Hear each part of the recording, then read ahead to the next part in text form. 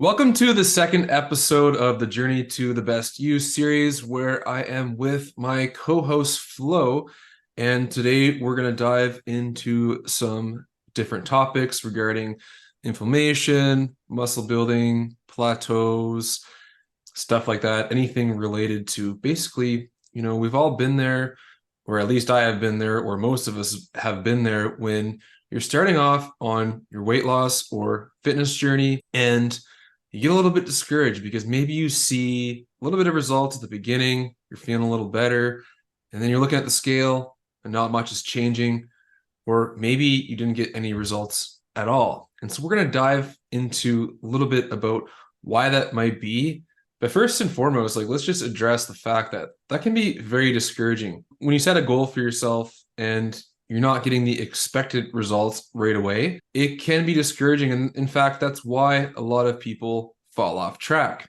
And this is one of the things that we love to address because, there's a lot of different reasons to that. And sometimes it's just time itself. And other times there are some things that we can tweak a little bit that can make us progress a lot further and a lot faster.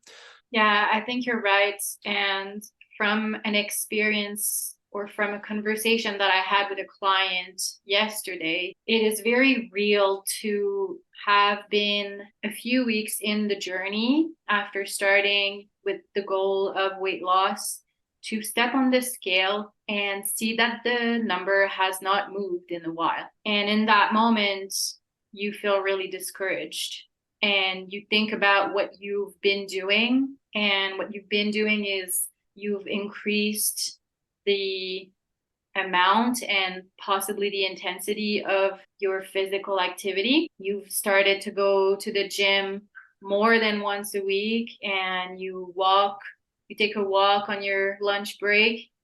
And you've also done the mindset work to stop overeating. And yet the number on the scale is the same as a week or two ago. So it can be really defeating. And what the brain in that moment can do is to make you feel that it's about you, and specifically that you're not doing enough and you need to do more. You need to add a working out session, or you need to eat even less.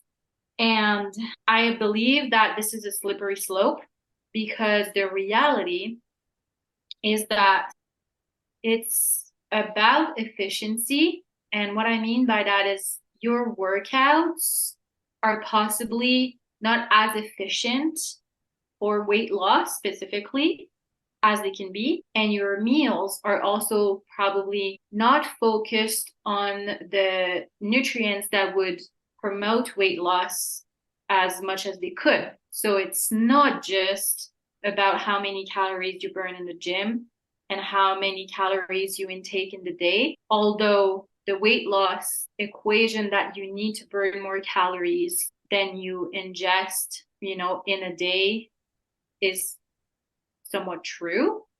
But the way that that can happen is not necessarily by increasing, if you're already going 3 days a week to the gym and not overeating, the solution is not necessarily to eat less and move more. And that's what we're going to get into. It's like how to increase the efficiency of your workouts and your meals to target two specific things physiologically that are required for getting out of a weight loss plateau, or just if you're starting out on your weight loss journey. Yeah, exactly. Efficiency is so key. And so one of the first steps is just to look and analyze your workouts. Are you pushing yourself? Are you struggling on that last rep? You want to push yourself to failure because failure is where you grow. And so that's one of the first things to look at. And even when it comes to cardio, that's why I'm such a big fan of high intensity interval training, just to get the most out of your time. For those who don't know, high intensity interval training is basically even just 10 to 15 minutes of going as hard as you can for 30 seconds to a minute, and then taking a short rest, basically just long enough to get your heart rate down to where you can talk to somebody and have a conversation, and then you bring it back up and then down again. And you can do this with any sort of cardio exercise. I'm not against obviously long cardio, but if you're going to do long forms of cardio, do something that you're going to enjoy. That's why, like, I do long forms of cardio and I go mountain biking and stuff like that. But then for lifting weights, that is, from my experience and what I've learned, is one of the best ways to lose weight. And there's reasons for that.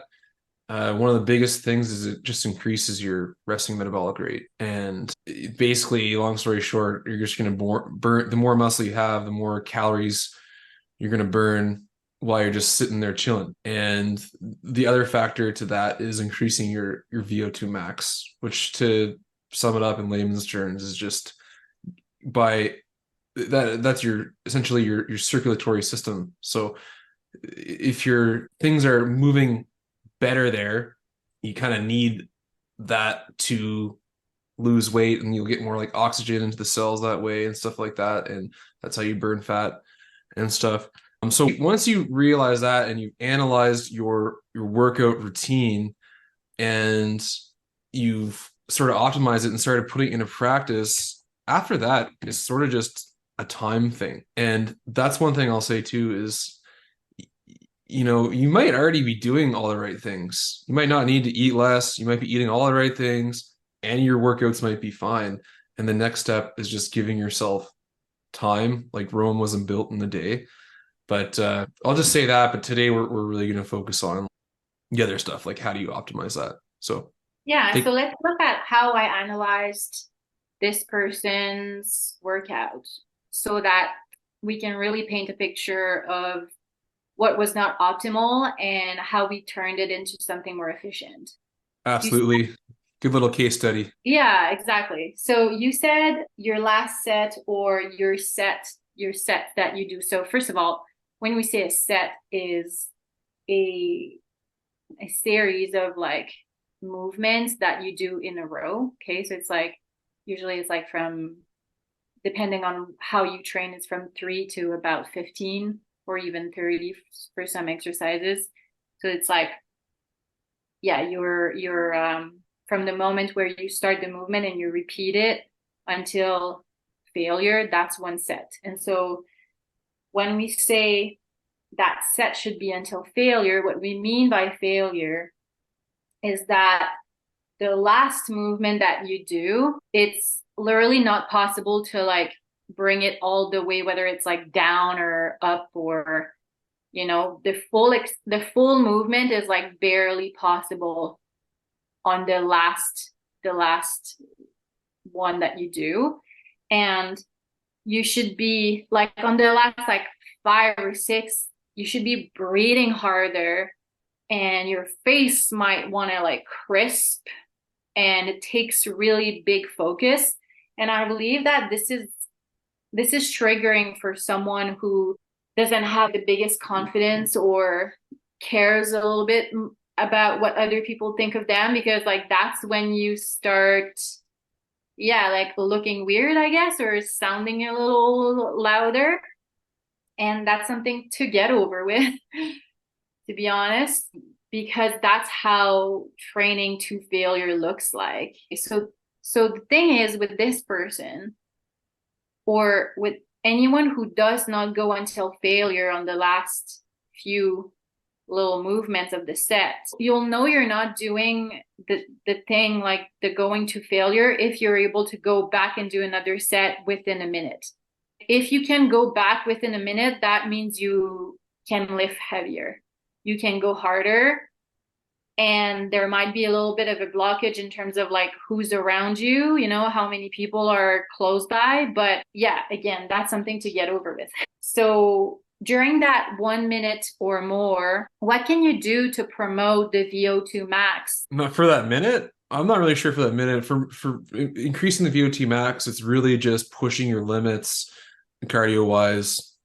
Okay. And like full out sprints, like full out cardio movements, like really like you're pushing your max, your Yeah. maximum. So when you go like up to failure in a set, once you stop that minute, that whole minute pretty much, or like, I mean, the first seconds at least, your heart will be pumping way harder than when you begin. If it's not, again, that means you can go heavier, harder, right? Yeah, and for context, I mean, when I go to the gym, I usually aim for like 8 to 10 reps, and failure to the last one, and then take a little rest, and then you can, even if like as you start to go through your workout, even like with the same weight, like 2 or 3 sets in, you're only going to be able to do like 5 or 6 reps. Yeah, as the set progresses, as you get to the third and fourth set, it's a very good sign if you cannot do the amount of reps that you were able to do the first 2 or 3 sets. Very good sign. Yeah, exactly. Your repetitions and sets should never be easy because it's very common just for people to go to the gym, and fair enough, not everybody knows this information, and props to them for even just going. Like it's huge just to get yourself out of your comfort zone to go into an environment like that. But I see a lot of people that are just doing the reps, they're just moving the weights, and it's super. I can see it. It's like super easy, and it's like, okay, it's great, but you're kind of just moving your limbs. You're not really getting results that way. Like if you're just moving, so you really want to have like a resistance, because resistance in both your muscles and in life in general is what helps you grow. Yeah, so this notion or this habit of doing the movement with weights that aren't creating a lot of resistance is great for warming up. So I highly recommend you do 1 to 3 of those before the sets that are heavier that you are trying to get to failure, right? So if you discover that the weight for shoulder press is a dumbbell of 25 pounds in each hand, you're going to want to aim for 3 to 4 sets of 8 to 10 of those.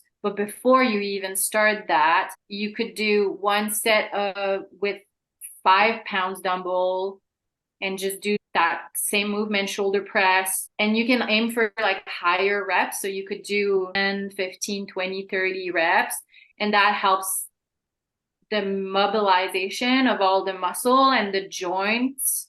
So you've got lubrication in your joints, so that prevents injury. So it's not wrong to do that, but you want to do that as a warm-up, not as your actual weight loss type of workout, And the thing that is really important to understand here is that the resistance, like Jordan said, the like higher resistance where it's a struggle to lift at the end, that is what creates micro tears in the muscle. It activates the physiological response of repairing in a bigger, better way your muscle. So your muscle cells will be bigger or higher in number so that the next time the same weight doesn't feel as hard. It's a natural mechanism for all humans to adapt to a stressor. The stress of lifting heavy, your body adapts by building the muscle bigger and heavier. And the reason why this is what we want is that those muscle cells, they burn calories outside of the gym. They burn calories when you're resting versus fat cells don't. So if you can increase your muscle mass, you can increase the number of calories that you burn throughout the day without exercising more often. And therefore, you can become closer to your calorie deficit without eating less. And then we can then go into what the meals can look like for targeting this other thing, this other side of the coin of getting out of a plateau or starting a weight loss journey, that is reducing inflammation. Absolutely. And let's transition to that by talking about the recovery process, because the recovery process involves, of course, number one, sleep. And then second to that is food. And through that food, you want to make sure it's the ultimate and best food for recovery and not promoting any inflammation or anything that will inhibit your results for muscle building or fat loss, and making sure you're getting the proper macros and stuff like that. So maybe we can break it down in two. What are the macronutrients that you need to make sure that you have in the minutes or hours after your workout to promote the best, to give your body the best resources, or the specific resources that it needs to rebuild that muscle stronger? And the other piece is, what nutrients do you want to have in the foods that you choose to put in your meals that will be anti-inflammatory, and also because of that will promote fat cells to release the fat that is in them? All right, I'll do the macros, you do the micros. So for the macros, first, well, this is kind of a micro in a way, but no, it's not really. But your body, what happens is when you eat carbs or sugar, goes to your muscles first. First and foremost, it goes to your muscles. And if there's any excess, your body ends up storing it and it turns into fat. So when you're going to work out and use your muscles and lift those weights and push to failure, your body's going to use up all the glycogen or sugar that is stored in the muscles. And so after the workout, you're going to want to replenish that glycogen. And this is where you can have fast digesting carbs like honey, maple syrup, banana, stuff like that. And then protein, obviously, everybody knows that, at least to some degree. And the faster digesting protein, the better. So that's why, you'll see a lot of bodybuilders and stuff, they'll eat eggs. We digest that quickly. Fish is another one. And whey isolate. Grass-fed whey isolate, I will say, is quick, is digesting. And I will add to that, this is the period where you want inflammation in your muscles, because what's happening is, yes, you're tearing, getting those micro tears in the muscle fibers, and you're creating inflammation, and you want that inflammation because that's how you actually build muscle. So that's why, like, the first hour or couple hours, you want the inflammation to be there, and which means that, and I don't know if you know this or practice yourself, Flo, but like if you have something to counter that inflammation, like let's say you take an ice bath, like right after working out, you're getting rid of that inflammation that is in your muscle that's going to help you rebuild, stuff like that. Even if you have like, I never looked at it that way. Yeah. That makes sense to me, because I was explaining to this client yesterday that yes, you do want inflammation. Inflammation is not an ultimate enemy. We have to make sure always in the health, as we build health knowledge, that we don't blanket statement things as unhealthy. And inflammation is totally something that is associated to cancer and such. However, inflammation is a natural phenomenon in the body to bring resources to the idea where there was damage created. So it is a healing mechanism.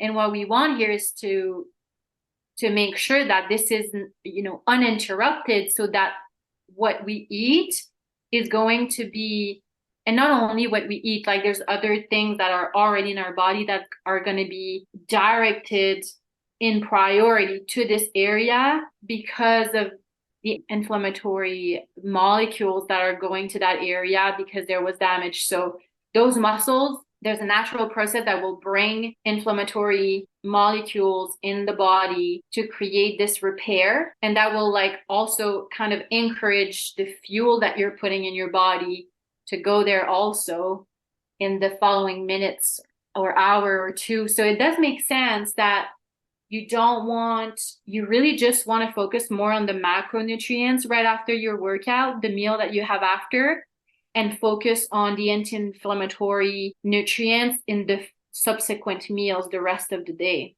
Yeah, that's exactly it. And this is just to highlight the point that everything can be good or bad. Like just the inflammation is not bad. Like you hear these days, everybody's like, oh, inflammation's so bad, but it actually can be really good. And there's a reason why inflammation exists to begin with. And doing things to actually get rid of inflammation too much can also be bad.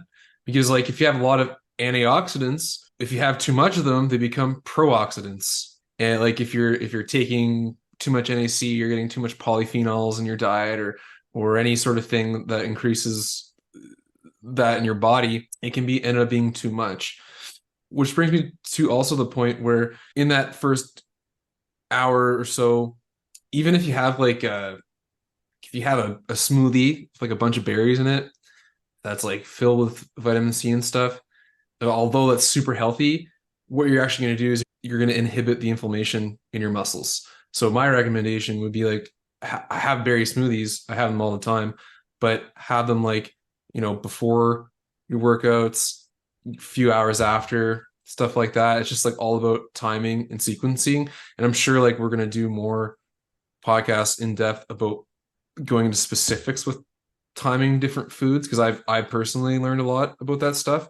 Not even to do with muscle building, just helping your immune system and fat loss and everything in general, which is super fascinating stuff. But yeah, also to the point, you don't want to be eating foods for recovery that are going to promote, I guess, long-term inflammation, you could call it. Yeah, right. You don't want to completely inhibit the inflammatory process by focusing on anti-inflammatory things, but you also want to be mindful of not creating more inflammation because more inflammation can create more damage, and you're really trying to if you're trying to be the most efficient possible in your repair, aka be less sore as possible so you can continue on your consistency of your workout and not get discouraged because you're in pain the next day or the next 3 days.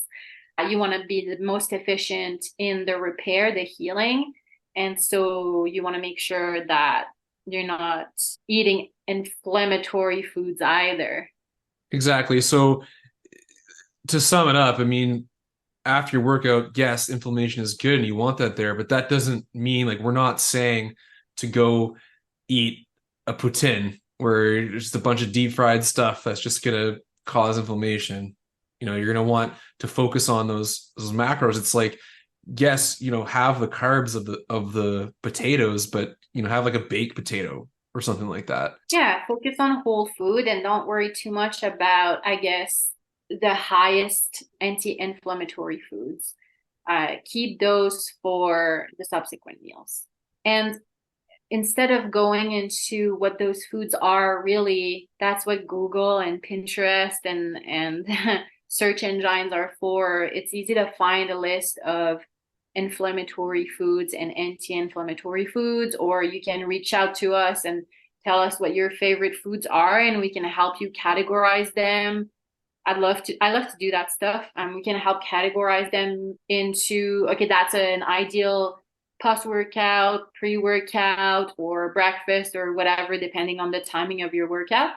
And so that we can talk a little bit more about the specific compounds in the anti-inflammatory food that is actually unlocking your ability or your fat cells' ability to release fat. So that's like the second component of what we want to teach today, is that if we go back to the berries, that you're not necessarily want to have a bunch of right after your workout, you want to keep that for the other meals, but you do want them. And the reason is they contain this enzyme that breaks down, let's say, or yeah, like breaks down a little barrier in the fat cell, which allows that fat cell to release the fat that is inside. And that might seem unrealistic, but it's actually like a real thing. Enzymes in the body are there for